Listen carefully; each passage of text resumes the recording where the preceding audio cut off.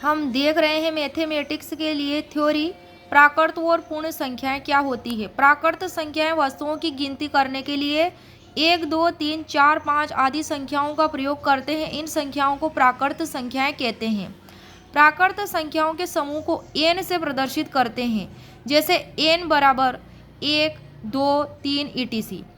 सबसे छोटी प्राकृत संख्या होती है 1। कौन सी? 1। प्राकृत संख्याएं अनंत होती है, इनकी कोई माप नहीं है। 0 प्राकृत संख्या नहीं है। 0 क्या नहीं है? प्राकृत संख्या नहीं है। प्राकृत संख्याओं में 0 को भी शामिल कर लिया जाए तो वह पूर्ण संख्या कहलाती है, इसलिए 0 क्या है? पूर्ण संख्या है। सभी प्राकृत संख्याएं पूर्ण संख्या भी हैं। सभी प्राकृत संख्याएं क्या है? पूर्ण संख्या, क्योंकि उनमें 0 को ऐड कर दिया जाएगा इसलिए। और सभी पूर्ण संख्याएं प्राकृत संख्याएं नहीं हैं। सभी पूर्ण संख्या क्या है? प्राकृत संख्या नहीं है, क्योंकि उसमें 0 को ऐड किया जाएगा इसलिए। शून्य के अतिरिक्त समस्त पूर्ण संख्याएं प्राकृत संख्याएं होती है। किसके अतिरिक्त? शून्य के अतिरिक्त। सबसे छोटी पूर्ण संख्या है 0।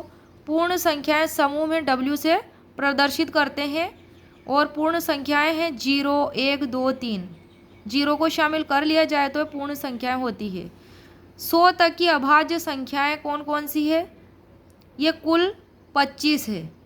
1 से लेकर के 100 तक के बीच में आने वाली जितनी भी संख्याएं हैं अभाज्य, उनकी संख्या है 25। जैसे कि 2, 3, 5, 7, 11, 13, 17, 19, 23, 29, 31, 37, 41, 43, 47, 53, 59, 61, 67, 71, 73, 79, 83, 89 और 97। एक अभाज्य संख्या नहीं है। 2 एकमात्र सम अभाज्य संख्या है। सम अभाज्य संख्या है, ये किसी से विभाजित नहीं होती लेकिन सम संख्या है। सबसे छोटी संयुक्त प्राकृत संख्या है 4। संयुक्त संख्या के उदाहरण हैं 4, 6, 8, 9, ये सब है। एक जो है ना तो अभाज्य संख्या और ना ही संयुक्त संख्या है।